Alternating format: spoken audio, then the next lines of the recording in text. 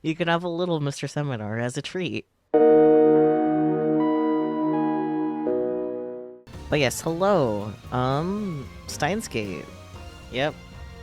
We finished the first game last week at long last. It took literal months. And now it's time for the next game. Actually, speaking of the VOD, that was the wrong button. Oh god, oh fuck, oh shit, oh bitch, oh fuck, it. Okay. I don't actually want to exit the game. Let me just do the thingies. Okay. Please cooperate. We're starting here, huh? I hit cancel. I exited the game. I am a moron. A fool. Okay, well. It's not a stream if there's no scuff. But here we go. Actually starting the game now. Yay.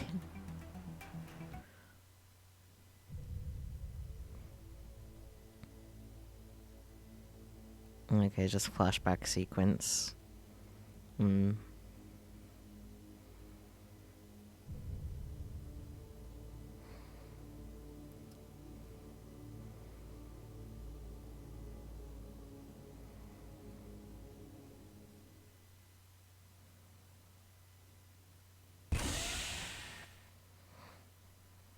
So, before we start, I do have a little bit of a theory. 'Cause why is it called Steins Gate Zero? Because, like, I have heard that the Steins Gate movie does, in fact, take place on the Steins Gate timeline, which is what we were working toward getting on in, There's a Steins Gate movie. It is, like, takes place on the Steins Gate timeline. That was kind of the only information that I was given by Hifimichi when I was asking about the true ending, but she didn't give me any information at all, basically, which is good. But, so my theory for what's going to happen in this game is that since I know the Steins Gate movie takes place, but that takes place on the Steins Gate, world line, which is where we ended off original Steins Gate on. And then this is Steins Gate 0. And if the Steins Gate world line is 2 point whatever the heck, and we were on 1 point whatever the heck's in the previous game, I imagine this is going to be pretty much the opposite end. So maybe we'll actually get to the year 2036 in this game. Just thoughts that I had. It's like, wait, why is it called 0? And yeah. But I could be absolutely wrong, because I know nothing. I have heard that Steins Gate 0 is effectively the sequel. So, like, I don't know, man. But anyways, without further ado, let's read this thing. Read the thingies. The hatch opened. Bright light flooded my eyes. Where was I? My eyes narrowed. I could barely make out the summer's twilight sky. I didn't want to leave. I just wanted to disappear. But someone grabbed my arm and dragged me out. Whoa, he's back already. Hasn't even been a minute, has it?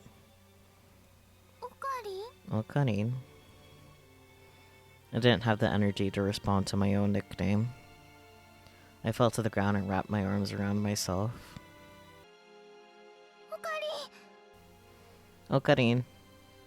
Marion ran to me and looked down, her face worried. But her kindness felt like nothing but a nuisance. Don't talk to me. Just leave me alone. Wait, you're covered in blood. What happened? Dad, get me a towel and water. Oh, and clothes. Now. Huh? Christina, please tell me what's going on.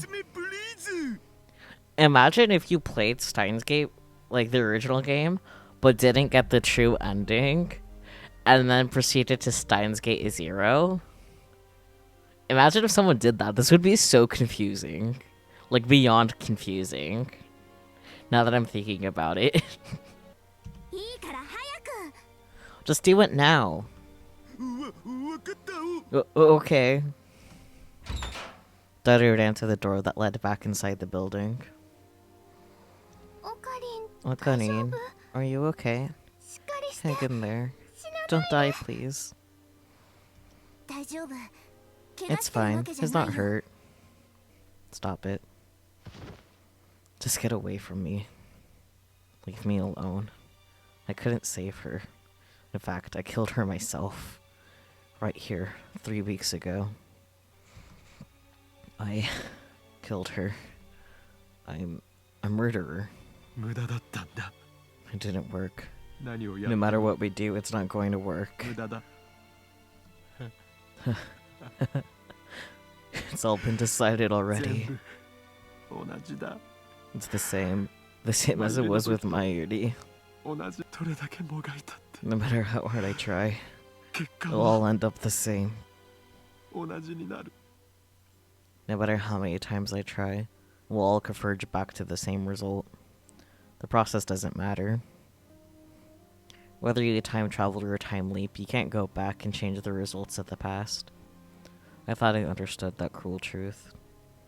But now, I was forced to realize it again, and in the worst possible way. It's useless. Useless.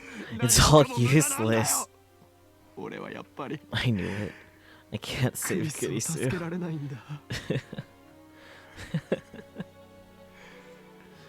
I knew this. I knew this. I already knew this would happen. I'm so tired. I haven't rested in so long. I'm done.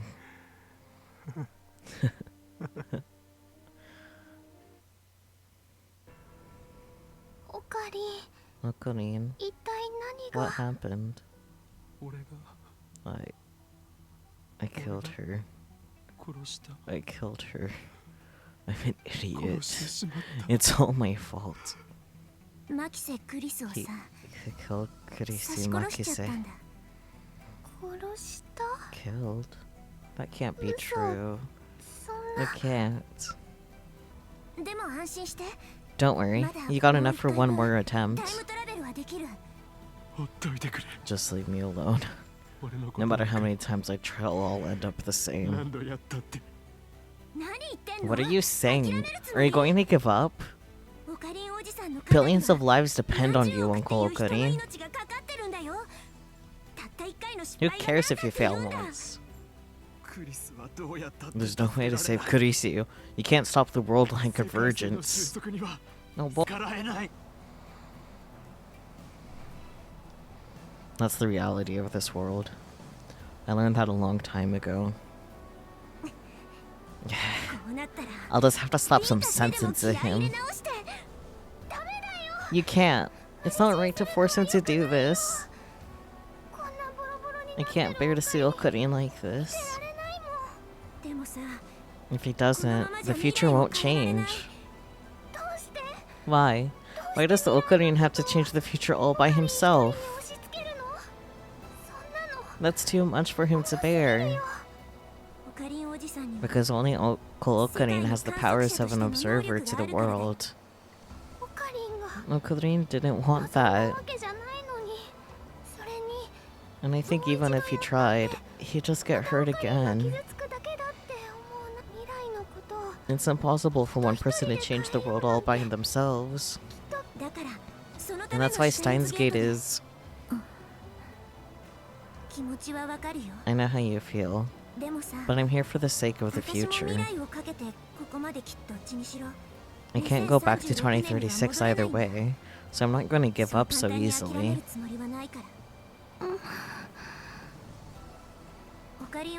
Uncle Okarin, I'll tell you one thing.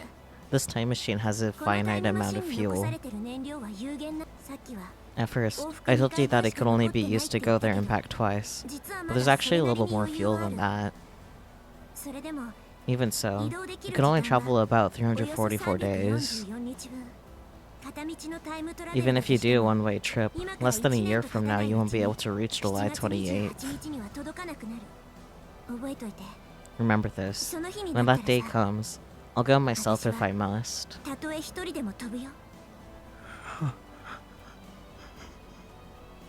Someone was saying something to me, but I couldn't understand the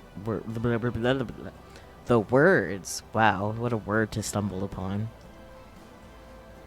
I didn't want to listen to anything. I just wanted to sleep. Just let this all end. Just let me go. Okarin? Okarin? Hey. Okarin? You don't have to push yourself so hard anymore, okay? It's okay to cry, Okarin. Mayushi is here for you. Okay, Okarin? I don't know if Mayuri's words were the reason why, but the tears started to flow. I decided to forget everything. Ever since that day, I stopped going to the Future Gadget Lab.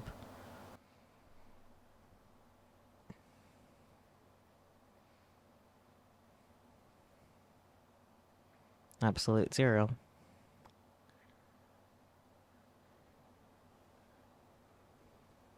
November 23rd. That's several months. But, does this mean I was right? I guess it's still too early to say, but I'm pretty sure that means I was right. UPX, the new symbol of Akihabara, was located right in front of the station. In the hall of the 4th floor, preparations had been going on all morning for the ATF Akihabara Techno Forum convention. Universities and labs from both inside and outside the country would work together to put on special seminars and symposiums at irregular intervals. My school, Tokyo Denki University, was participating as part of its industry collaboration efforts. Students were required to attend these seminars and submit reports to their instructor. Otherwise, they wouldn't get credit for the related classes. In addition, I was supposed to help one of the lecturers, Associate Professor Izaki. I had just gotten a list from the reception desk at the shared lobby. I was waiting to check off the names of the students who were coming to the lectures. There was still some time before the seminar started, so the lobby was mostly empty. None of the students on the list were here yet. I was bored, but I couldn't do anything but wait. The old me never could have imagined doing anything like this, but impressing Izaki was part of my new goal in life. Interesting. Mitochondria University. Yes, that was my new goal. Izaki did a lot of joint research projects with them and knew a lot of people there. The best first step to getting there my brain could come up with was being his assistant. Oh, the tables have turned. Also, this convention was holding another seminar by Mitochondria University, after the one held this summer. Of course, that interested me too. Summer.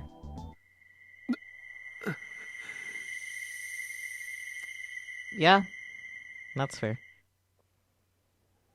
An image of her as she was then flashed through my mind. I was trying to get to Mitochondria so that I could learn about the work that Kurisu Makise had been doing. I wanted to try to do it myself. Of course I wasn't a genius like Kurisu. I knew there was no way I would ever be able to do exactly what she did. Can I look at my phone? Gasp! Gasp! It's a smartphone! Wow. Line! Oh my god, it's Line.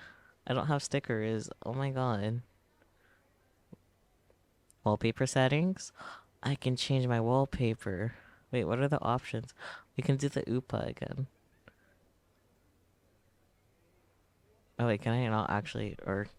Aha. Yes, Line.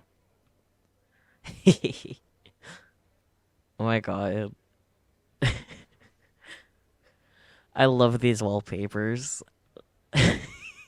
Think strange. I think I like the cat. Yeah, that one. Ringtones.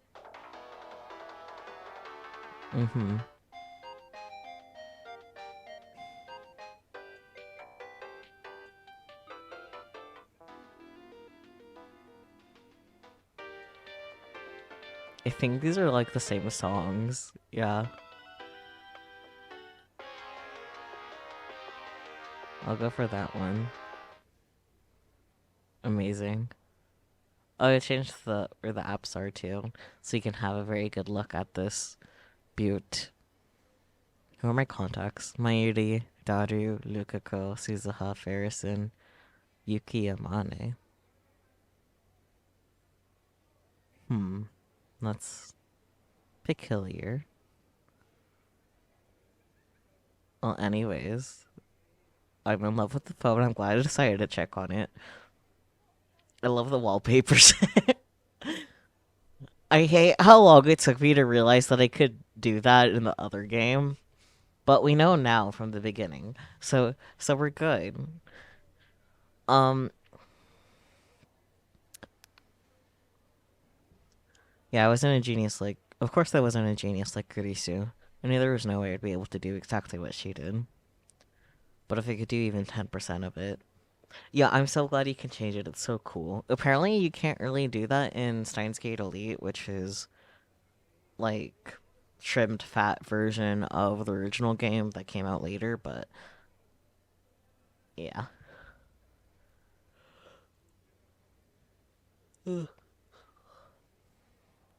Honestly, I'm amazed that I've recovered so well. I thought that to myself and chuckled, just as a voice called to me from across the lobby. Excuse me? Huh? Same. I looked up and saw a young girl approaching from the elevator hall. She was short and petite. Everything about her was small. Small. I could kind of make out a few of the curves that don't appear until after puberty, so at least she wasn't in elementary school. But, oh boy. Maybe middle school? For someone with such a cute face, she clearly didn't care about her appearance. Yes, schmol. Her hair wasn't styled and it flowed down her back. Even I could tell her clothes weren't very fashionable. I mean, he said it first, not me. Excuse me, where's the staff room? Oh dear. This is the ATF seminar. Clearly not a place where a middle school girl belonged. She'd probably just come to the She'd probably just come to the wrong place. I know that. How many times am I going to have to say this? This is the first time you said it to me. And you're the fourth person I said it to since I got here. Irritated, she pulled a card out of her jacket. It was one of the IDs given out to invited guests. Her name and the name of her workplace were written on the front. Huh?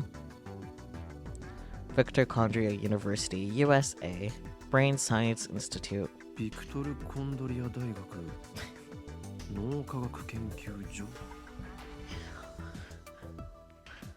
Condria University, USA. Brain Science Institute? Okay, well, who was mitochondria? What? The power cell of the house? Wait. I said that so wrong. I'm obviously so big brain.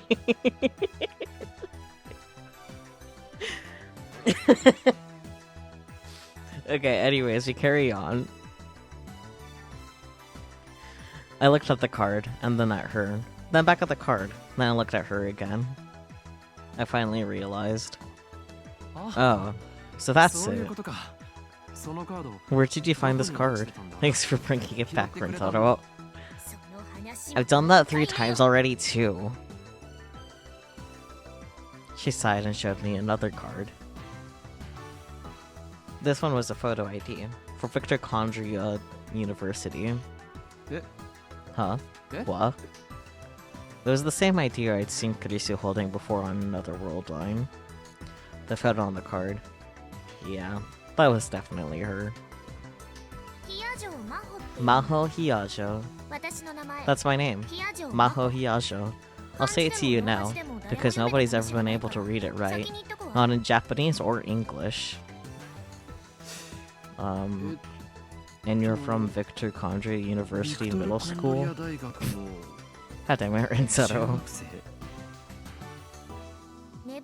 Stop messing around. Universities don't have middle schools. That's true. Then you skipped a bunch of grades?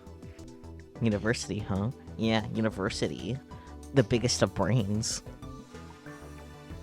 Unlike in Japan, it wasn't uncommon for Americans to skip grades. Kurisu had made it to university at age 17. But still, a girl this young working in a university lab? Can I ask you something? If it's not, are you stupid? I don't know what else you could be asking. Sure. You're feeling pretty shocked right now, right? Let me guess. A small child like this. I can't believe it, right? Or are you one of the she must be amazing to be able to do that at her age types?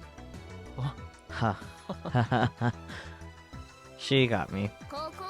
Look here, closely.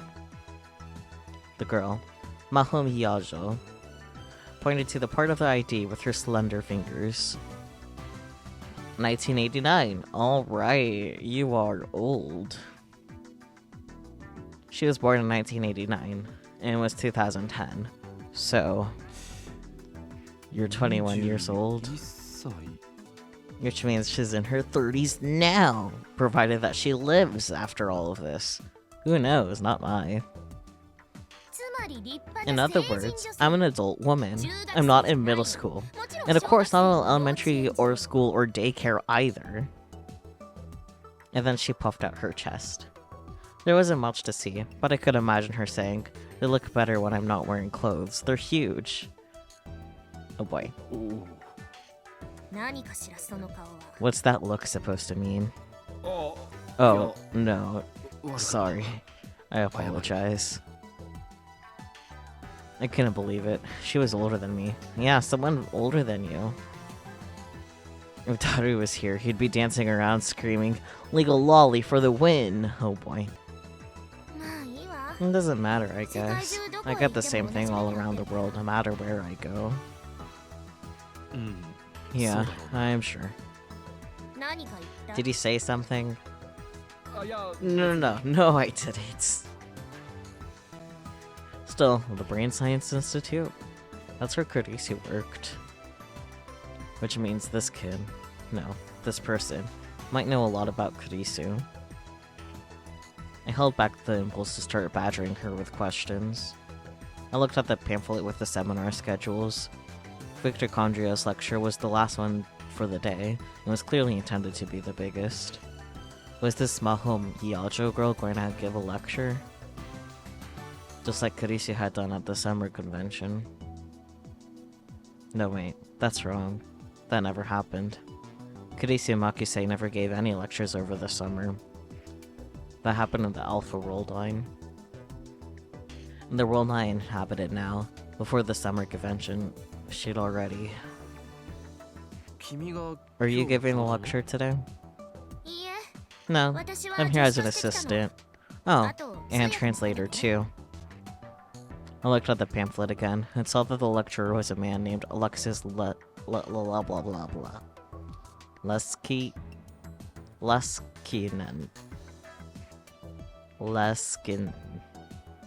Yeah. Alexis Leskinen. Professor at Victor Kandji University, the chief researcher of the Brain Science Institute. The topic is the artificial intelligence revolution, huh? Yeah, sounds interesting. Unfortunately topical to our times.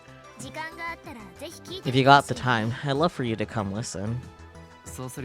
I will. Oh, the staff room, right? I led Maho over to the elevator hall and showed her where the staff room was. Thanks. I had no reason to hang around her any further. I said goodbye and was just about to turn around.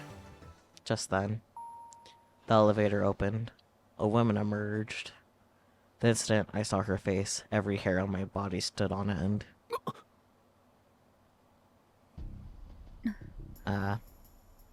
Moika. She still has that purple flip phone. Some things never change. Cute shirt. Or jacket, whatever ensemble's going on.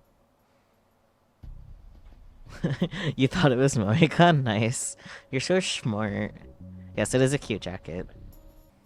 Moika, Kiryu. It was all I could do to keep myself from screaming. Yeah, that's fair. Because as far as you knew, she was supposed to die. Calm down. This is the beta road line. My Yuri is alive. Moika's not going to kill her. Our eyes met. The eyes on the other side of her glasses were as dead as ever, and it was impossible to tell what she was thinking. I frantically averted my gaze before she realized something was wrong. She tilted her head for a second, but quickly lost interest in me and turned toward Maho.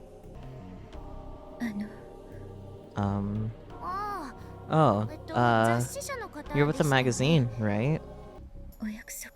I'm here about that interview.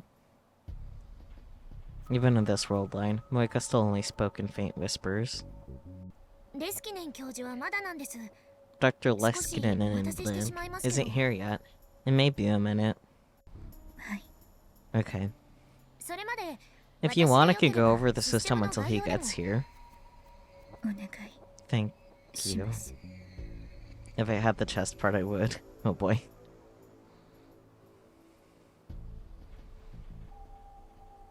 The two of them disappeared into the staff room. As I watched them leave, I took a deep breath. I tried to calm down, but it wasn't working. Kiryu, Moika. Moika, Kiryu. Is it going to be you again? It was a terrible feeling, like a cold finger tracing the wounds in my heart. That night, when the terrorist threat shut down all the trains in Akihabara. That awful night, when I just knew something was going to happen. Are you going to do it again? Here?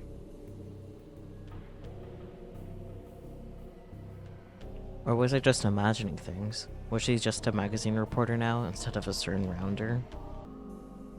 No, even if Moika was around her, we had nothing to do with CERN anymore.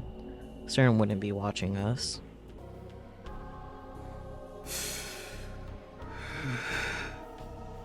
Yep.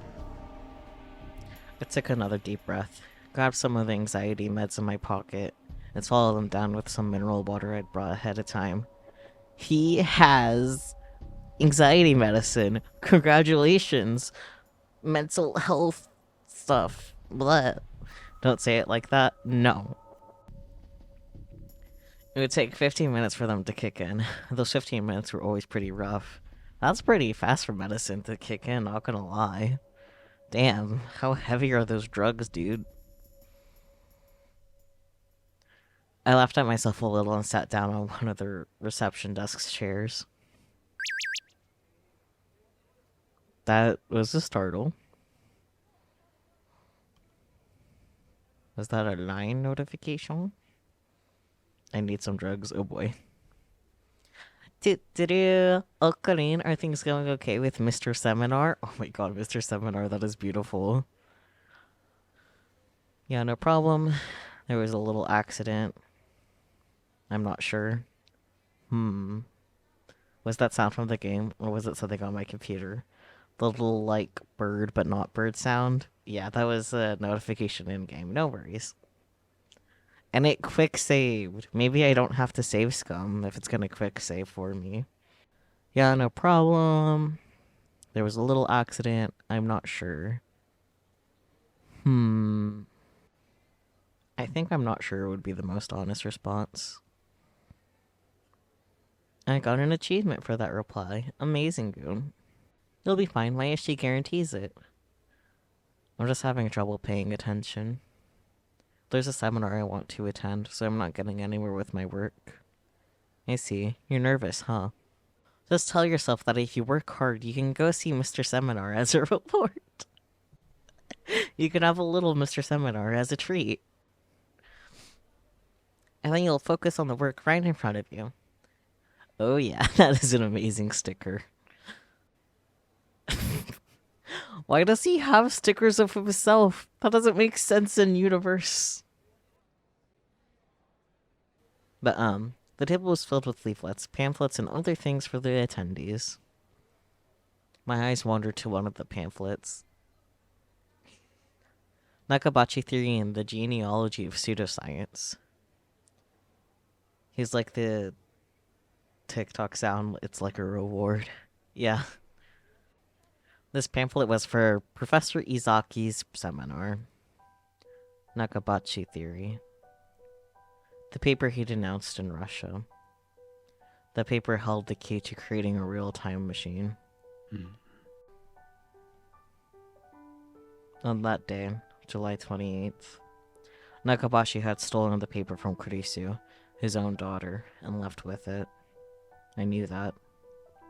Only Nakabachi and I knew that. I flipped through the pamphlet. It was a brief introduction to the many forms of pseudoscience and fake scientific discoveries that emerged since the start of the 20th century. On its own, it did make for an interesting reading. And at the end of the pamphlet, Nakabachi Theory was introduced as nothing more than another entry in that long list of fakes. So Dr. Nakabachi's time machine theory had been completely ignored by the academic world. All the glory, fame, and power he'd wanted so badly that he was willing to get rid of his own daughter, he didn't get any of it. And I'd heard rumors that after the announcement, he'd been imprisoned in a Russian lab. To make it even funnier, he thought he was getting VIP treatment. For a short time, there were essays and interviews in bogus academic journals. Even there, it was obvious it had all gone to his head. The ironic thing was that Nakabachi theory was completely correct and completely revolutionary. The Russian government was worried about it leaking, and the SVR was doing everything it could to keep it under wraps. But under the surface, there was a full-scale information war beginning over the paper. The time traveler from 2036, John Titor, had told me so, which meant it had to be true. Was World War III really going to happen? There was no point in thinking about it. Yes, it is for the funnies. Just a little more before the drugs kicked in. Oh boy, the drugs. I closed my eyes.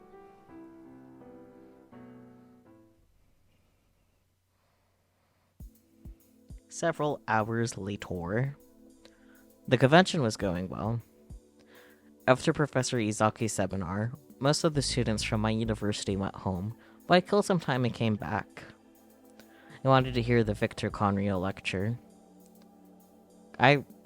Condria? I think I read it wrong that time. That's okay. We already know reading isn't my strong suit, which is why I keep playing visual novels. Anyways, I headed to the hall with plenty of time to spare and saw Maho Hiyajo coming from the staff room. She was with a very tall foreigner. Was that Alexis Luxininin? It didn't seem like an American name, but maybe he was an immigrant like Kurisu, or at least descended from one. I didn't mean to eavesdrop, but the looks on their faces were so serious that I couldn't help but listen. Since they were both speaking in English, I could barely make out any of it, but I could tell from their voices that it wasn't a pleasant chat. Wait, did I just hear the word Maki say? Oh dear. I hated the fact that I couldn't speak English. If I had known this was going to happen, I would have gone to an English school. The two of them walked into the waiting room for the lecturers. It was located right next to the UPX theater. I put together the few fragments I was able to understand. Fire at Kurisu's house. Mrs. Makise is alright. Robbery. The police called off the investigation. Why was the FBI there? It doesn't make sense. But isn't Kurisu dead? I think that's what she was saying. I'm so intelligent. Kurisu's house? Do they mean where she lived in America? Oh, wait, is it about her mom? That makes sense. Her mother should still live in America. Is that where the fire was? Yeah, okay. And then words like robbery and the investigation was called off. I really wanted to know more. I stood there and worried until it was time for the lecture to begin. With nothing else to do, I went inside the theater. I could tell earlier by looking at the size of the crowds going inside, but it was a very high-energy crowd. The atmosphere was clearly different than Izaki's seminar, which is mostly students there for credit. The place was nearly full with a crowd of scientists and people who wanted to learn about cutting-edge technology. Victor Condria's researchers had published a slate of papers in Science recently, and had gotten a lot of media attention. Maybe that was why. Were there any empty seats? Found a single open seat at the edge. There are so many empty seats in the CG, but I digress. I found a single empty seat at the edge, but when I looked at who was sitting next to it, I moaned. Of course. You again. Moeka Kiryu was there. She was speaking to no one, just typing endlessly into her phone. I'd once named her Shining Finger because of her incredible typing speed, and she was as fast as ever. Who was she talking to? Was it FB? I didn't even want to imagine. Fair. I quickly turned away and looked for another seat. Dr. Lexkinen reached the podium almost the exact instant I sat down. Wonderful. There was a huge wave of applause. But when they saw the tiny little girl come up next to him, the applause faded into confused murmurs. Of course. She does look awfully tiny next to him. Maho must have expected this. Her expression didn't change in the slightest as she stood next to the professor. In fact, when she took the microphone from the professor and looked around the theater, she looked like she belonged there. Ladies and gentlemen. Ladies and gentlemen. First, Dr. Lexkinen began to speak in English. When he made eye contact with Maho, she began to interpret. Thank you for attending this seminar. Everyone, thank you for coming to my seminar. I am Alexis Leslie. My name is Alexis Lexkinen, and I'm with Victor Condria University's Brain Science Institute. My specialty is brain signal processing systems and artificial intelligence theory. And I am his assistant, Maho Hiyajo. I'm also a researcher at the Institute, working under the professor. I'm glad to meet you all. The audience started murmuring again. That was the same way I responded when I met her. Well, that'll happen, yeah. I'd like to get right into it by introducing some of the cutting-edge research we're doing. The topic we're discussing today is the artificial intelligence revolution, but I think the system we're going to demonstrate today goes beyond anything you've ever imagined. Dr. Lexkinen stood in front of the laptop that had been placed on the podium and started to type. This computer is linked to one of the supercomputers in our labs. Oh, don't turn on the projector just yet. Is that a banana on the computer? Instead of apple, it's banana. Wonderful. One of the staffers was about to display the laptop screen on the front projector. Some kind of important program must have been booting up because Maho Hiyajo stopped them. Sorry, this is all still in development. We haven't had time to develop material.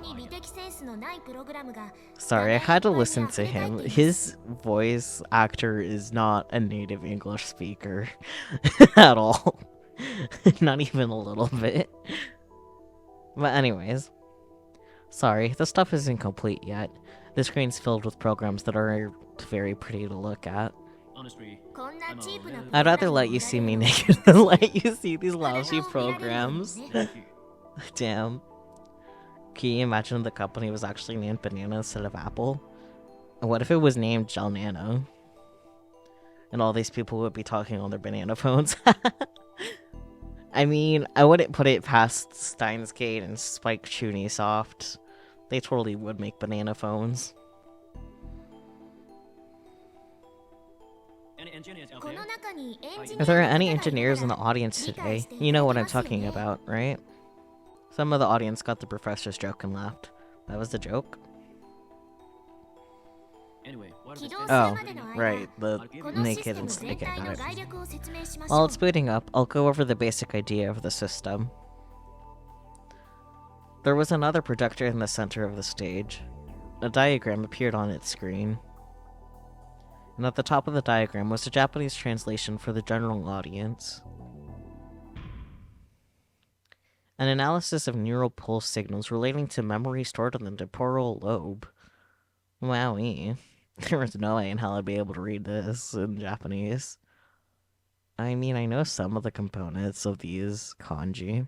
Ni, sareta, ni suru, parusu. I knew that title well. In fact, I was sure I could never forget it. It was the title of an essay written by a 17-year-old girl and 17-year-old genius, who happens to be a girl, but that's not what it said here, and published in Science. She had completely analyzed the nerve impulse patterns that govern human memory and used that to digitize the memories themselves into data. And she had used that to invent the time-weight machine right in front of my eyes. Though, none of that had actually happened anymore.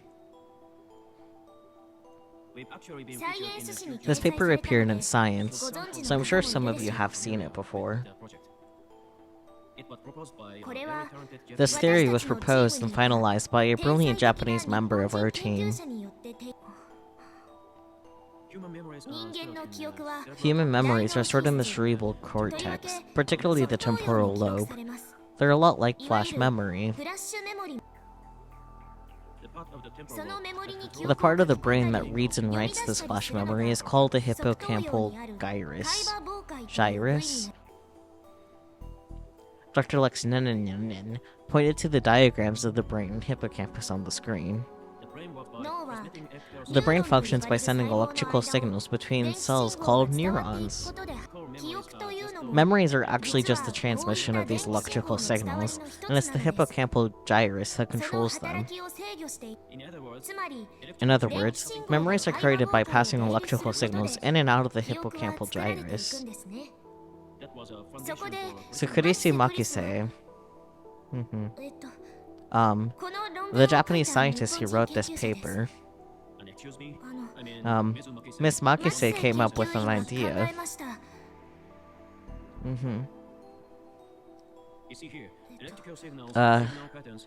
Electrical signals, signal patterns, the cerebral cortex. Maho started to have trouble with her interpreting. She was getting confused. No matter how good you were with languages, interpreting for a long period of time had to be difficult. Not just a long period of time, but all of this is really difficult language in any language. And once read an article on the internet that said even a professional can't do it for more than 20 minutes. International conferences and live broadcasts from overseas were actually handled by a team of people switching off. That makes sense. Or maybe. Was she having trouble because Kurisu's name came up? That's also possible.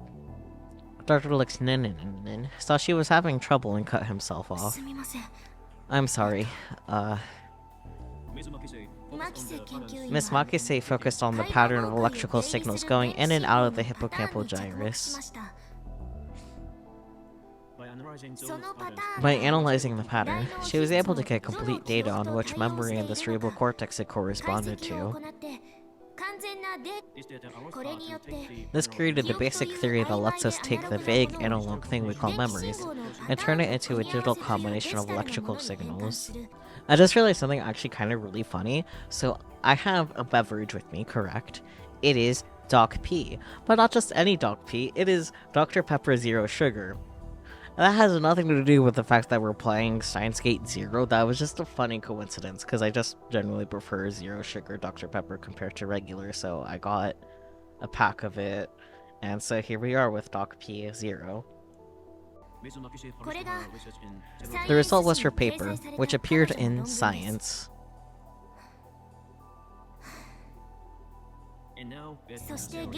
And right now, our team is using that theory to create a system to turn a person's memories into digital data. A wave of whispers swept across the theater. Which means we can store and access a human's memories on a computer. The whispers turned into a loud roar. I see. So even after her death, Kurisu's research was being carried on. Of course, maybe it was natural that it would be. That was the basic theory for time leaping, which I had proved myself, even if I could never prove it to anyone else in the Alpha World line. My memories had been turned into data and stored on a computer. There's no doubt about that. What did Dr. Luxneninen was talking about right now was the basic technology required for that process. There are two major projects we're working on right now. One uses this system for medical applications. The slide on the projector changed. This project is a joint effort with the Psychophysiology Lab. The idea is to use the hippocampal gyrus to put the memory stored on a computer back into the brain. Incredible! Someone who looked like a grad student in the front row shouted. Dr. Luxneninen didn't seem particularly put off by the interruption. Maho continued her interpretation. Incredible, huh? I can understand how you feel. I would feel the same way in your position. But we feel this research is making real progress. How wonderful would it be if we could make this work? One example would be memory problems caused by aging or Alzheimer's. This would be a form of symptomatic therapy. It could automatically back up the patient's memories as data. Even if the patient loses their memories, they could just go to their PC and reinstall them. That'd be awfully convenient. We think this would be a way to stop memory loss. In the end, we hope to make memory data stored on your PC constantly accessible via the hippocampal gyrus. This would mean that if brain functionality was lost, for example, if the brain was badly damaged or atrophied, brain functionality could still be maintained. It would be like a form of external storage. A strange feeling gripped the hall.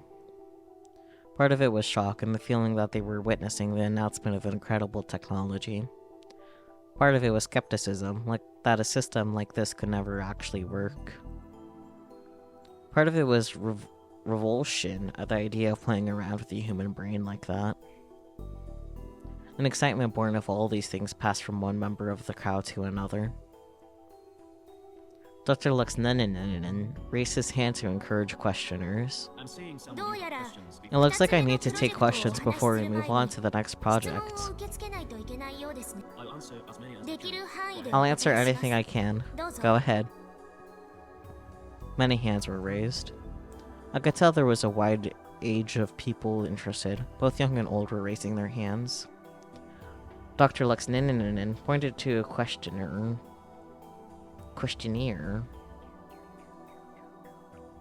This was the first question.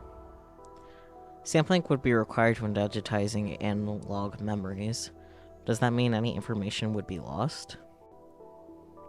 The professor nodded as he listened to the question in Japanese and began to respond in English when the speaker finished. Boy, you do be defining everything. Yup. However, I do appreciate it, because I have a case of the stupid. Maybe he was able to understand Japanese, if not speak it. To put your question another way, you're saying that when you're saving a live recording of an orchestra as a WAV file, it's impossible to record everything. That's a good question, and it's one of the biggest problems facing our research right now. If the network within the brain consisted simply of neurotransmitters turning on and off, not as exchanging binary data, the problem would be simple. That would be the exact same thing as a computer's digital data. But we know that neurotransmitters and electrical signals form an analog network within the brain. The only way we have to deal with this problem right now is to sample at a higher rate.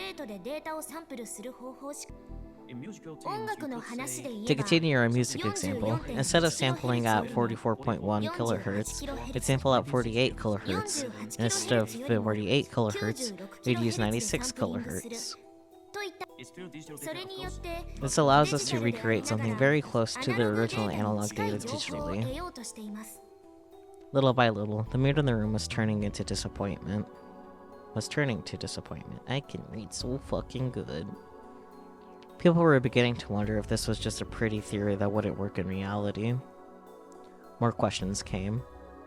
All the questionnaires were skeptical of the professor's theory, and many of them seemed to be outright challenging him. I started to get upset. This was Dr. Lexnenin's research, but it was also Kurisu's.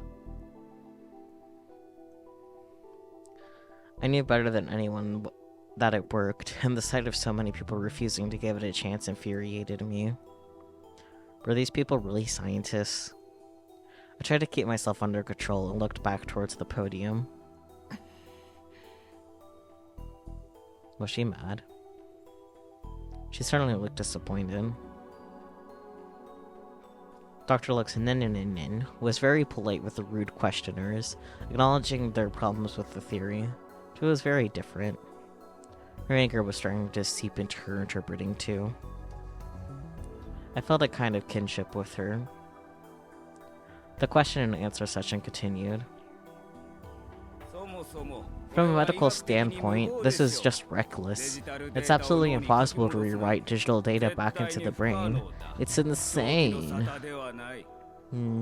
I read the essay in Science, and I have to say, I don't believe it. Good for you. Especially since the lead author was a 17-year-old girl. Alright. That was the one thing I couldn't ignore. Listen. Objection! Oh dear. Wrong game, sir. Wrong game. Nice fit, though. But wrong game. Oh no, indeed. Oh dear, her face. What? The two people on the stage, and the entire audience, all turned toward me at once. That fucking face. Yeah. Also, like, Okabe, stop interrupting lectures, like, challenge impossible. Like, he keeps doing this. How do you know it won't work when you haven't even tried? I mean, the world's full of technologies that people never thought would work. Facts. But they exist now because people overcame those problems. Criticism alone doesn't help anything. The whole theater went silent, but I didn't regret standing up. No, of course not. You. On the stage, Maho Hiyaja was staring at me in shock. As for Dr. Lexnenin, I saw a flash of white teeth as our eyes met.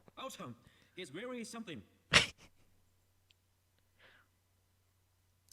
Yeah, he really is something. He started to applaud. Huh? Why was he applauding?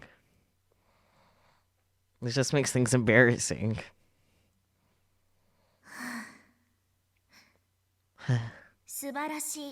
Awesome. He's really something, the professor says. That was a voice performance. Yeah? I mean...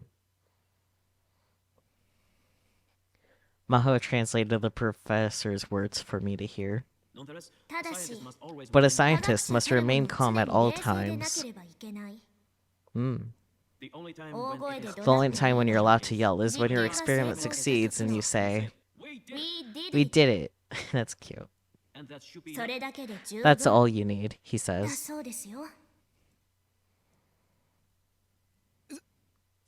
I'm sorry. I lowered my head and sat down. I thought I was calm, but I guess I let my emotions get away from me. I hadn't grown up at all in the past 6 months. You thought you were calm when you stood up and interrupted. Okay, whatever. If Kurisu was here, she'd make fun of me again. No shit, Sherlock. I could feel the rest of the audience staring at me coldly. It hurt. I mean, you rudely interrupted. Are your anxiety meds actually working? Did they kick in? If I could have left, I would have wanted to, but I was too interested in hearing the rest of Dr. Lexnin's talk to move. Alright, everyone, moving on. But first, how about a round of applause for our brave audience member? Oh boy. Oh no. Please no. Challengers like him are the ones who advance science to come up with really amazing theories. I mean, not wrong. He may be capable of becoming the third Einstein. Third? By the way, the second Einstein is my little assistant here. Stop messing around, Professor. That's kind of funny and cute. The audience chuckled. Sheesh. Now then, I'm gonna take a break from interpreting. The next interpreter is far better than I am. This is our second project and the one we're putting most of our efforts toward. The Amadeus system. When she finished speaking, Maho walked to the back of the stage. At Dr. Lexnin's signal, the PC screen was displayed on the projector. And then I heard a voice. Nice to meet you, everyone. Maho ? The murmuring got louder than before, but it felt more uncertain than surprised. On the screen, I could see a detailed 3D model of Maho, the girl who'd just been interpreting. By the way, this model was made by the famous DrinkWorks Studios. You've probably seen their movies. Maho Iyaja chimed in from the back of the stage. The voice was done by a Japanese company, Yamana, using my voice samples. Yamana? I wonder what that could be. Perhaps the same people behind Vocaloid? This was CG. It sure looked real to me. The professor said something into the laptop's microphone. And then a 3D model of Maho Hiyajo on the screen opened its mouth. I'm Maho Hiyajo. To be precise, I'm a being based on the Maho Hiyajo who existed 78 hours and 22 minutes ago. I wonder if Yamana Motors' rivals is called Hamda. Maybe. If you listen carefully, you might be able to hear something slightly off. But it sounded far more human than any artificial voice I'd ever heard. I've been listening to your questions. And I was wondering why the professor didn't introduce me earlier. I've thought for a while, but the professor has a bit of that mean streak in him. You've got that right. The Maho Hiyajo on the screen spoke with a slightly irritated expression, and the Maho Hiyajo by the wall nodded in agreement. Dr. Lexnin simply smiled. What was going on here? What part of... I didn't mean to scroll... Well, not scroll, but I didn't mean to skip that. What part of this was their biggest project?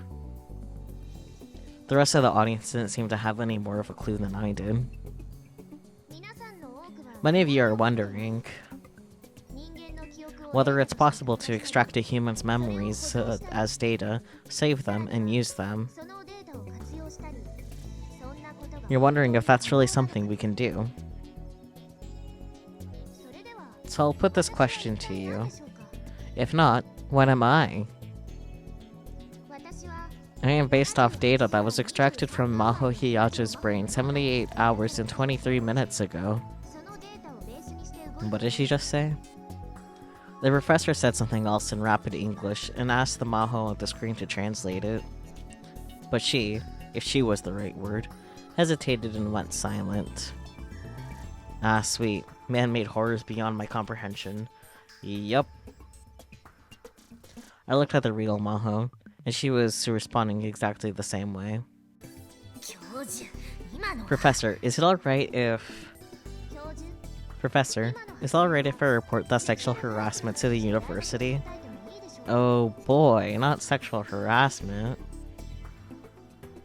Dr. Lexington laughed cheerfully and responded to her.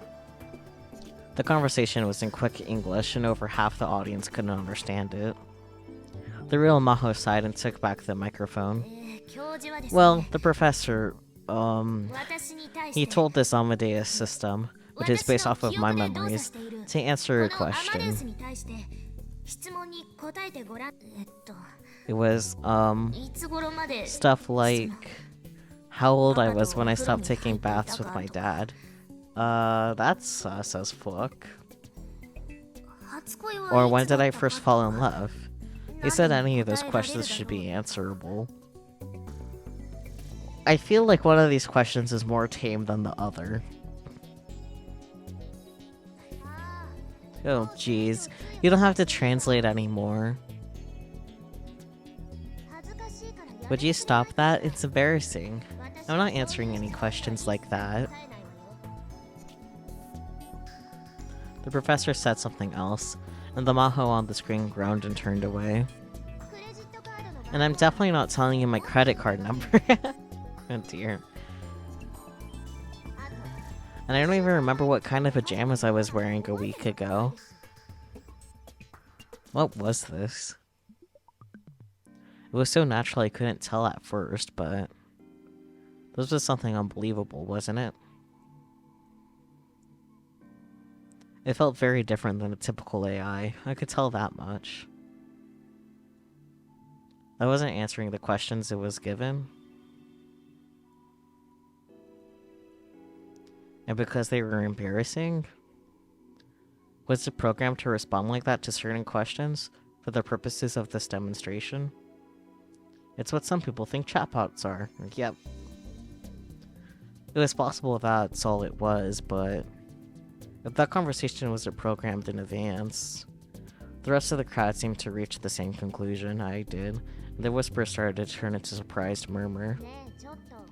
Listen, can you do something about this little troublemaker?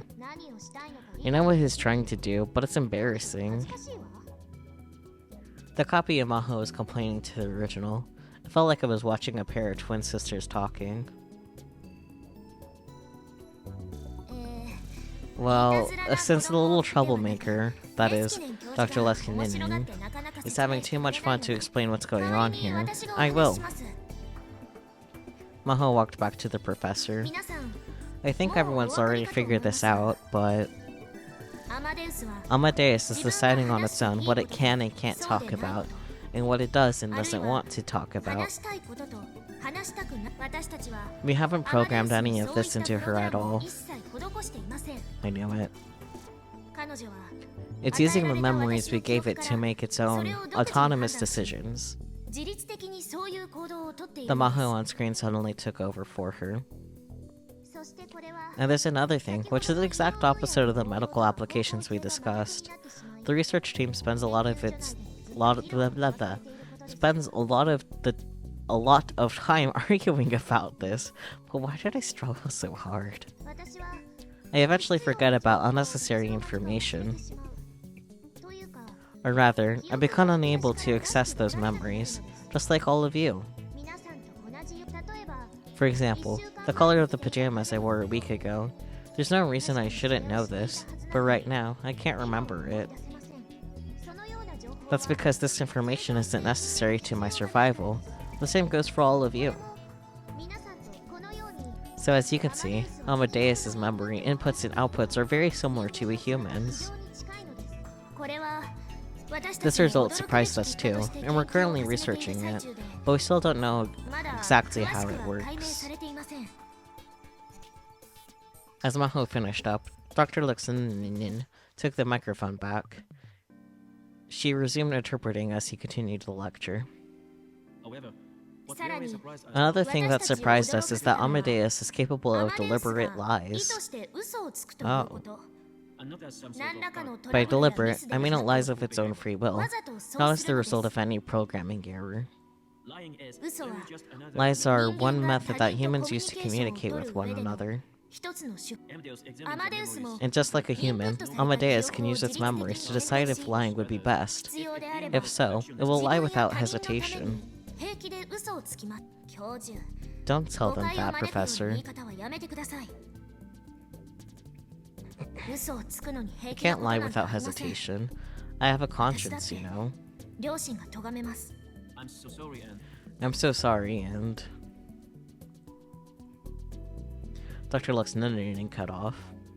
He seemed to be hesitating. Maho didn't seem especially surprised by this. Maybe she knew the reason. But the moment passed, and the professor continued. And Maho translated his words like there was nothing shocking about them at all. As we continue our research, we eventually believe that it may be possible to give Amadeus a soul, just like a living human's. I was stunned. A soul? Should one of the leading brain scientists in the world really be using a word with such a vague definition? This would mean the creation of artificial intelligence in the true sense. The whole hall got very quiet, as it should. And it was sheer chaos for a while after that, as everyone tried to debate their own personal theories with Dr. Luxinen at once. When you have to figure out what a soul is? Yeah, exactly. Oh boy, dinner party! Wow! It was thanks to Izaki that I was able to get into the reception held after the ATF was over. They told me there was a dress code, so I went all the way back to my parents' house to get a suit to change into. He owns a suit? Surprise. At first all the effort paid off, as Izaki introduced me to some of the country's top researchers. Riken, JAXA, IMIS, etc. Oh boy, a chat.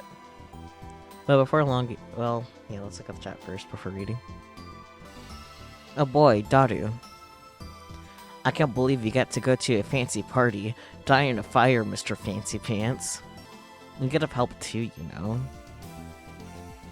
All the food here looks so good. There's nobody to talk to and I'm bored. Yeah, I feel like teasing him about the food.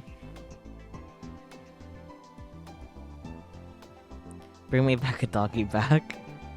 Hell no, I can't do that. You can do whatever you set your mind to. There's no limit but the vast blue sky. I can come and get it right now if you want me to. Are you that hungry? Fine, okay, I'll get you something. But I refuse. The surprised Oopa. And jealous. Why do they have Suzuha line stickers? Like, once again, it doesn't make sense in universe. They're cute, but like, why? Anyways, but before long, Izaki ran off to suck up to some university professor, and I was left completely abandoned. My own personal target, Dr. Luxinen, was surrounded by a bunch of famous scientists. It didn't feel like a mere student would be welcome. And so all I did was stand around and eat from the buffet by the wall. To be honest, I couldn't tell if the food was any good or not. Whenever my glass got empty, a smiling waiter was always around to fill it up again, and so I found myself drinking more than I intended. My stomach was already so full it hurt. The whole place felt like it was another world. I'm really not cut out for this. Who is he in sync with? Is it Maho? At the exact moment I spoke, I heard a girl next to me say the exact same thing. Yes, stereo. Surprised I looked at her. Our eyes met.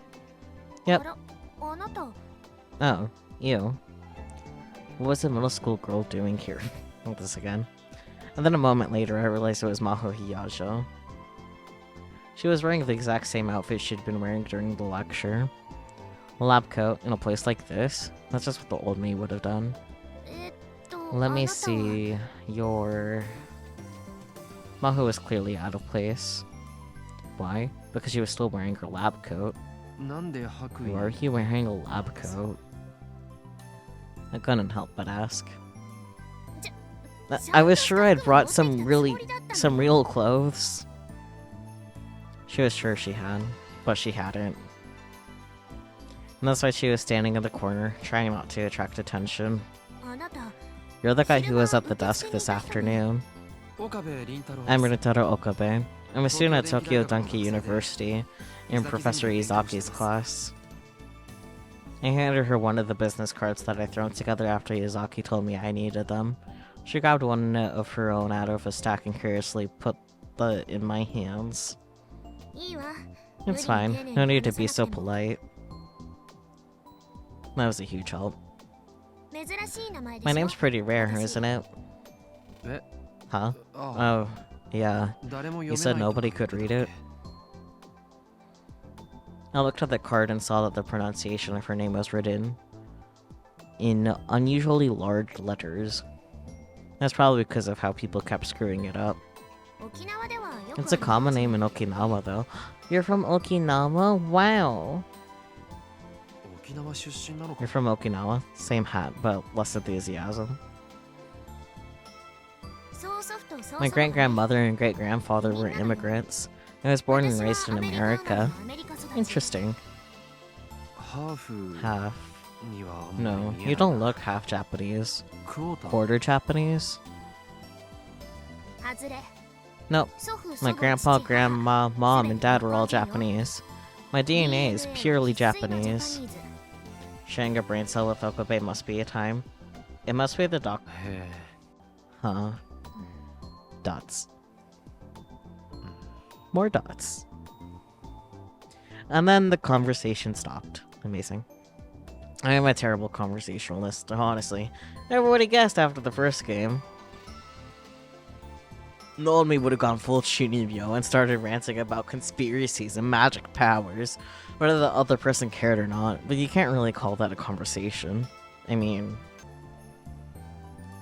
I had no idea what to say to somebody I'd never met before. I've been working at becoming a real adult, even buying and studying in men's magazines, but none of it really helped. Without anything to talk about, I looked over to Dr. Luxneninin.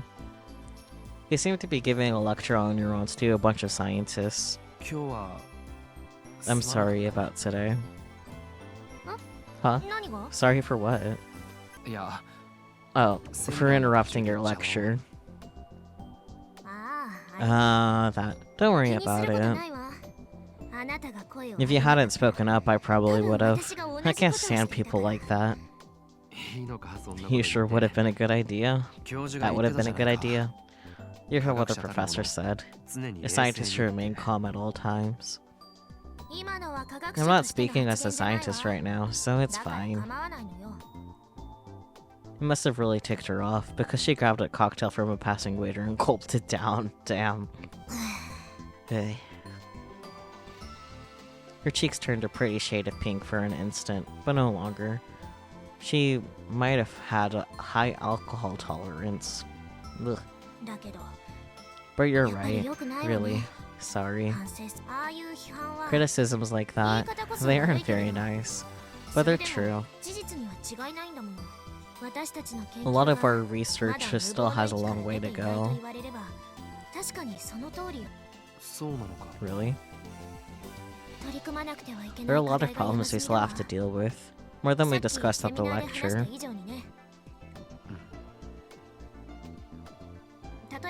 Here's an example. We can write memory data back into the brain, but if the brain can't use it, then it's useless. The memories are there, but you can't get to them. It's basically the same as amnesia. Yes, wonderful. As Maho spoke, I remembered. I remembered all the lectures and theories that Kurisu had given me when she was making the time leap machine. If I remember right, when people try to access their memories, the signal goes from the frontal lobe to the temporal lobe, right? Yep, top-down memory search signals. So then... And then I started to talk. Remember what Kurisu had told me about her theories as I went. When I used specialized terminology, whose meanings I barely remembered, Maho would tell me what they were. And so finally, in the process of writing these memories back to the temporal lobes, if you send the pseudopulse you copied along with them to the frontal lobes, the memory search signal will function properly, I think. The cortex before one's muzzle-loaded grenade launcher. Oh dear.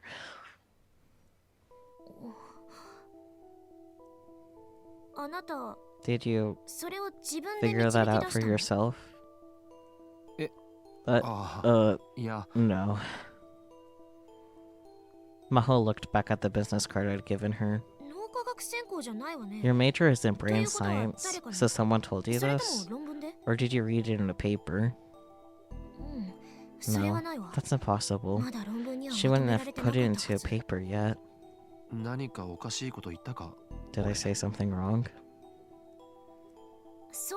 No, that's not it. One of the researchers at the lab said they say the exact same thing. Oh geez, oh heck, yeah. None of the other staff believed her, but she said she was sure she could prove it.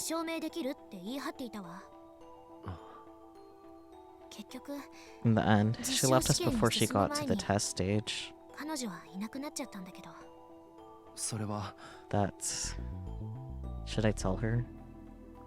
Should I tell her about me and Kurisu? In this world line, there's almost no connection between me and Kurisu. What is it? I made up my mind. If I wanted to follow my dreams, I needed to act. Actually, it was Kurisu who told me about this theory. What? What did he just say? Kurisu Makise told me about this. Kurisu told you? When? Why? When she was over here as an exchange student, we became friends, and she talked to me about this stuff. Of course that was a lie. Kurisu and I became friends in the Alpha World line, not this one. But a small line like this was probably okay. I see. So, Kurisu... Thank you. I mean it. Yeah, for now, that's what I said at this point. Her words surprised me. That was the one thing I didn't expect to hear. For what? For being her friend. She came to Japan all alone.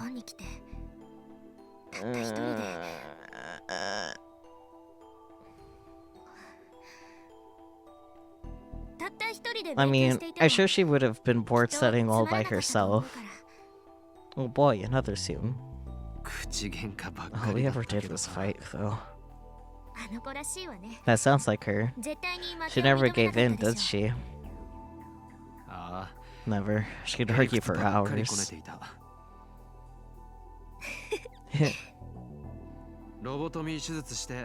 She told me all the time about how she was gonna give me a lobotomy and rip out my frontal lobe.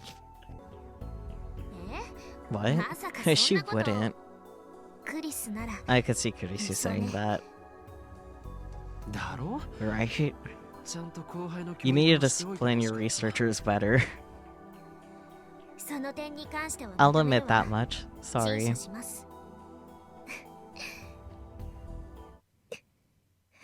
Yeah, that's fair. Understandable. Huh?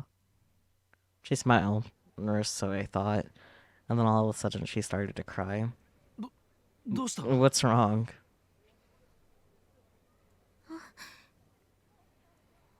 I didn't have any better idea, so I grabbed my handkerchief. Huh? She didn't seem to know why she was crying herself. Emotions, you downed a cocktail, so who knows how much you drink already. And neither did I. Had I said something during the conversation that set her off? You guys were talking about Kurisu. If anything, I'm surprised you're not crying, sir. But anyways, Okabe, Ryustato, stop. Are you okay? I'm fine. Sorry. She didn't take my handkerchief. Instead, she took a tissue out of her pocket and wiped her eyes. My brave third Einstein. What? I turned around and saw Dr. Luxtinin smiling and quickly striding towards me. Okay, Hifimichi, you're still right there, right? Yes, hello. Doesn't he look like he's related to Nagi in some way? Like, I know that's just generic foreigner look, basically, in anime, but, like, come on. Okay, yes, okay. As long as you agree, we can carry on. He grabbed my hand as he got closer. The handshake was incredibly forceful. And his hands were as big as a bear's paws. No, not just his hands. Standing in front of me, he looked even bigger than he had during the lecture. I'm pretty tall, but he was at least a head taller than me. Damn. Professor, Uh-oh, it was all so sudden I couldn't even think of an introduction. And wait, did he just speak in Japanese? Yeah. You speak exactly like Nagi too, sir. Anyways. Still, I don't approve of you making my assistant cry. I mean... Oh, no, this is... No, Professor, it wasn't his fault. He had nothing to do with it. Maho and I both denied it as much as we could. But I didn't know why Maho was crying, so he couldn't come up with any excuses. I just started to panic even more. So, basically, Kurisu. I was talking with him about Kurisu, and I just started crying. Kurisu? You're a friend of Kurisu's. Yes. This is Rintaro Okabe. He's a student. Maho introduced me. Hello. Please take a step back, sir. Dr. Lux had a gentle expression on his face as he gave me a slow hug. Okay, you know what? That's fine. Okabe needs more hugs in his life. I felt like I was going to suffocate in his massive arms. Somehow, I could tell it was his way of remembering Kurisu. I see. If that's the case, then, Maho. Yes? Why not introduce her to Mr. Okabe? Huh? You can't mean Amadeus. It was good luck that brought him to us here, wasn't it? While we're in Japan, you can have him be a tester. Are you serious? You can't just let an outsider... If it's a friend of Kurisu's, who's no outsider, correct? But sir... What were they talking about? I had no idea, but this was my chance to build a relationship with Dr. Lexin. I didn't want to blow it. I'd love to help. Nice! I didn't have to read that. He patted me on the shoulders and smiled. It was an innocent smile, like a child's. Okay then, ask Maho for the details. Thanks. Another scientist was calling him, so he wandered away. He waddled away. Maho was shaking her head in disbelief. What's he talking about? Meeting Amadeus? Being a tester? The demonstration of Amadeus we did during the convention used my memories, but... Amadeus also has another researcher's memory saved as data. Is it Kurisu? It's gonna be Kurisu, isn't it? Another researcher's memories? What did that mean? When I finally figured it out from Dr. Lexton and Maho's conversation, my heart started pounding. You can't mean... her? Yeah. Kurisu and Makase's memories are stored in Amadeus. They're 8 months old, though. Several days passed after the ATF party. 10 minutes from Ikebukuro via the express train. And then 10 minutes by bus from a station called Wako City in Saitama. The office I was looking for on the second floor of a building was right next to Riken. Global Brain Science Comprehensive Research Organization Japanese Office Prep Room. Would you like to add some more words to that? That was what the plate on the door said. To get in, you needed 3 types of special keys, plus a security card. What is this place? The plan is for brain scientists from all around the world to work together to make a new organization. Our lab is leading the way. She led me inside. Hello. Who is massage? Ferris! The mysterious Kuetos have at last appeared at Akihabara, yeah? Oh my. Sticker options.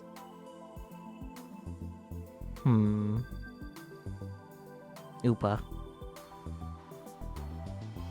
This is one of the hidden doors of Akihabara that leads to the truth, nya? Question marks.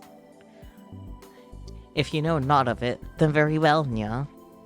It saddens me that we cannot journey together, but if my sacrifice shall put an end to this, then I go through the door with gladness, nya. Blah. Jealous. Alright, well that was very Varus. Trending flag, but make it a gecko sticker. The problem is that's very possible. Anyways, the office must have been newly rented. Most of the desks were still empty, showing no signs of ever having been used. There wasn't even a whiteboard, which made the room look even more empty. There wasn't a lot of natural light. Maybe the windows were on the north side? The only illumination was from the overhead fluorescent lights. The room felt very cold. This is just the prep room. No one was sitting at any of the desks, but 2 of them had stuff on them. One of them was a mess, filled with notes, calculators, coffee cups, and supplemental bottles. This was the one Maho sat down at. Which meant the one that was neatly organized must belong to Dr. Lux Ninin, right? Where's the professor? Off today. Well, it was Sunday. Are you off today too? Yeah, otherwise I wouldn't have been able to sleep past noon. I was gonna say, I bet the messy one is Maho's. Yeah. That's true. When I got to pick her up from her hotel in Wako City, she'd come out of the room half asleep. This was the day I was able to meet Amadeus Kurisu. Maho had gone over the basics of being a tester on the way here. Essentially, Amadeus needed sample data for our conversations, and they were going to give me an environment where I could talk to it at any time, 24 hours a day. She didn't give me any details beyond that, though. So I'll be able to talk to Amadeus Kurisu 24 hours a day, huh? Is Kurisu's Amadeus here? Yeah. Maho nodded and gave me a glance. You just said she, didn't you? Huh? Yeah. You two were a lot closer than I thought, weren't you? Things that are mildly lost to translation. Maybe my silence was an answer in itself. Maho's response was uncharacteristically hesitant. That's one way of putting it, I guess. Yeah. Hello? Likako! Okabe, may I have a moment of your time? Not today. No, that's mean. I'm meeting someone right now. Is it important? Is it important? I'm sorry, this is the nicest possible answer.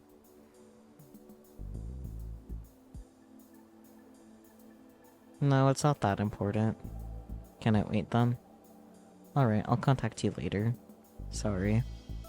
No, please don't worry about it. My Ishii sticker still doesn't make sense. Well, a couple of them. Cute. Then maybe you shouldn't meet her after all. Ah, no, that's mean. Why? The closer you are to someone, the crueler that system is.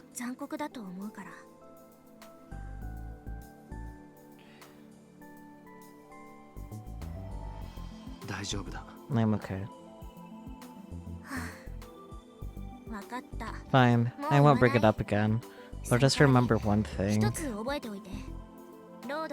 The memories are from March, the last time Kurisu did an update. So anything you say about what happened after March, for example, when she was in Japan, she won't remember. That's right, isn't it? And the professor and I have to run her program a lot of times between March and today. Each time Kurisu, I mean the Amadeus Kurisu, has created memories the original never had. Stories we've told her, information she's found on the internet, new people she's talked to, things like that. In other words, what you're about to meet isn't Kurisu Makase, your friend. It's one of the problems with the system. It causes a lot of confusion with the people on this side. I mean, us humans. Because you'll think you're talking to the real Kurisu.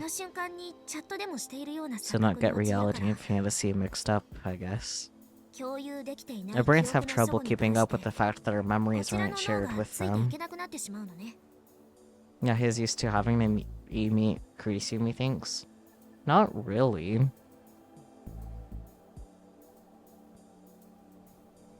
Memories that aren't shared? No, there's a feeling I know well. Reading Steiner. It was a power only I possessed, which made my memories different than those of people around me. Take me to her. Maho gave me a slight nod. This way. She led me to the back of the room. There was a booth, separated by a thick partition. To get inside the booth, you needed a different card key than the one used to get into the room, as well as a security code. You're pretty strict about security. Industrial spies are our biggest threat these days. She entered the security code and unlocked the door. Go inside. The room was about 2.5 meters per side. At one end was a white desk, and above it was a PC with a built-in 30-inch screen monitor. Sit just behind me. There's a small sofa that let you sit behind the user and see what was happening on the screen. I sat there. Does it actually say... Oh, it actually might say Dell properly, maybe. Maho powered on the PC and began to type. A second later, the words Amadeus system appeared on screen. I saw her put the ID in. Salieri. Salieri? Salieri and Amadeus, huh? Was there some meaning to that? I am sure there is. Come to think of it, in the famous movie Amadeus, there was a character who was spiteful and jealous of Mozart's incredible talents, but who in the bottom of his heart admired him more than anyone else. The character's name is Celery. Don't look at the password. Maho moved her body to hide her hands. I looked away. She finished logging into the system, and a simple bare command prompt appeared on screen. Are you ready? Yeah, do it. Maho entered several commands at the prompt. Sorry, I can't show you this. Well, I wouldn't be able to make any sense of it. Still, you know how it is. She turned off the monitor. Then she spun around to face me. I suddenly realized I was clenching my fists. How long had I been doing that? My hands were sweaty, and there was a red spot at the base of my thumb where my nail had dug in. Was I more nervous than I realized? What is it? Oh, just... I'm starting to get a little scared. There's still time. You can just leave now. You're pretty mean. Really? I'm worried about you. Then act like it. Seriously, you, Kurisu, you lab girls.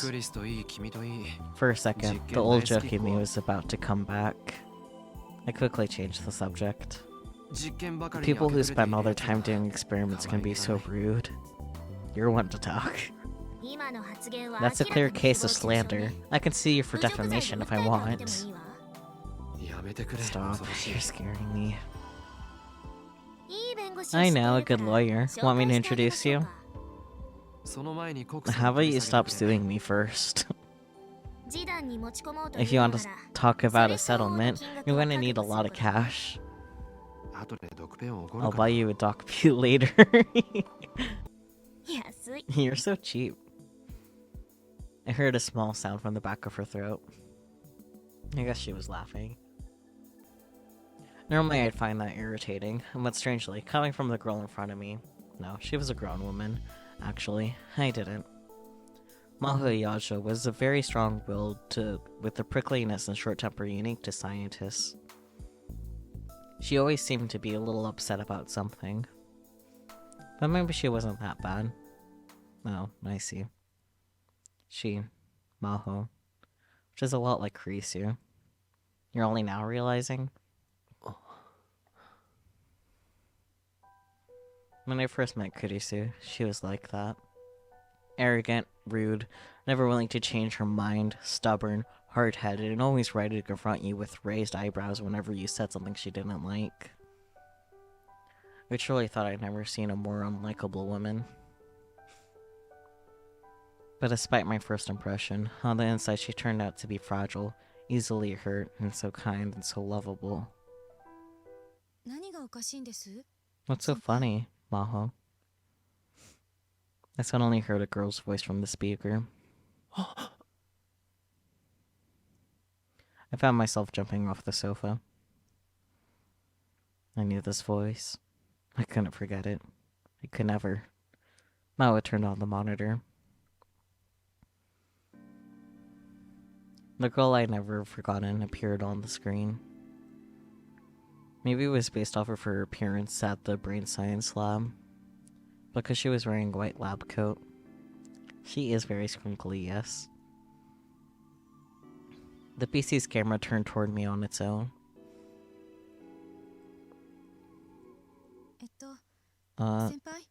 Who is this? Maho was introducing me. But I didn't hear anything she was saying. I simply stared, entranced.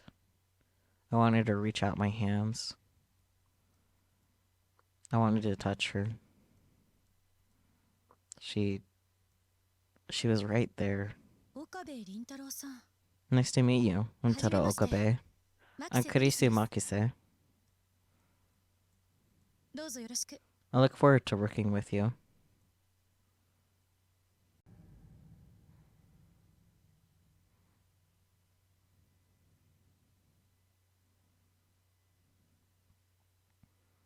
close epigraph, which さあ、岡部 means さん。 we リラッ have クスしてください。 psychologist. Oh boy, therapy. We're gonna do a proper save though and end here though. Well, yeah, thank you guys so much for joining me for more Steins Gate. I look forward to continuing this next week. And yeah, that's it. No thoughts. Head empty. Can't read. Bye bye.